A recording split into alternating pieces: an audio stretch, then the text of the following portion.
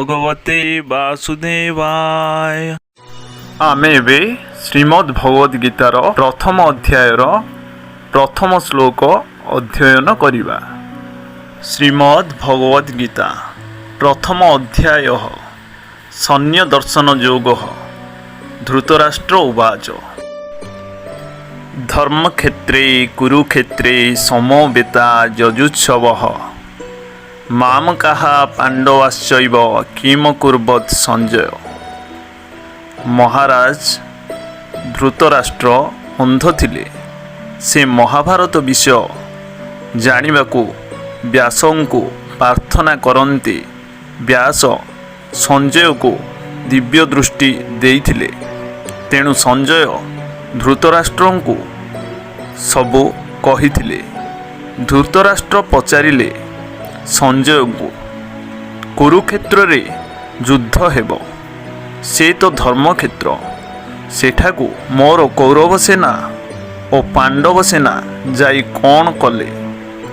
କୁରୁକ୍ଷେତ୍ର ତ ଧର୍ମକ୍ଷେତ୍ର, ଉଭୟେ ହୋଇଲେ ଏକତ୍ର, ଧର୍ମରେ ବାଦ ହିଂସା ନାହିଁ, ତେଣୁ ସନ୍ଦେହ ମୋର ହୋଇ, ଯୁଦ୍ଧରେ ହେଲେ କି ବିରତ, କିଏ ବା ଧର୍ମ ଯୁଦ୍ଧେ ଚିତ, ଦେଇ ଯୁଦ୍ଧରେ ସ୍ୱର୍ଗ ଇଛି, କହ ସଞ୍ଜୟ ତେଣୁ ପୁଛି।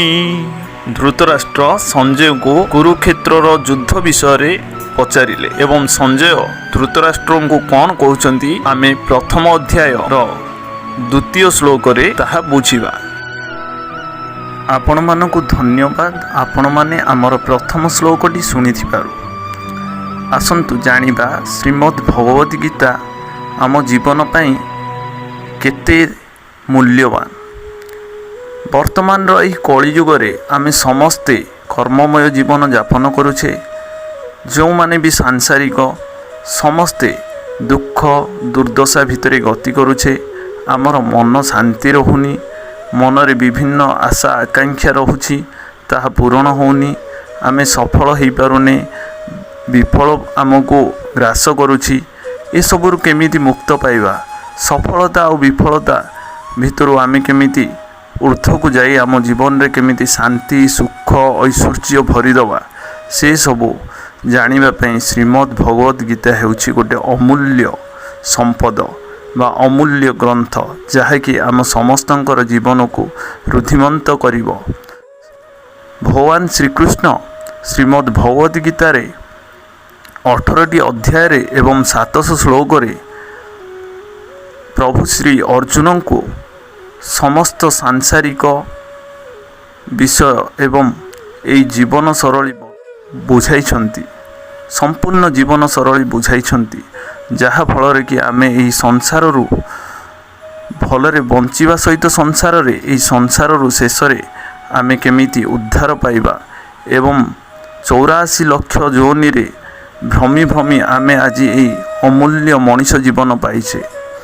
ଏହି ମଣିଷ ଜୀବନରେ ଆମେ କେମିତି ଭଗବାନଙ୍କୁ ପାଇବା, ସେ ବିଷୟରେ ଶ୍ରୀମଦ୍ ଭଗବଦ୍ ଗୀତାରେ ଭଗବାନ ଶ୍ରୀକୃଷ୍ଣ ପ୍ରଭୁ ଅର୍ଜୁନଙ୍କୁ ସରଳ ଆଉ ସୁନ୍ଦର ଭାବରେ ବୁଝେଇଛନ୍ତି।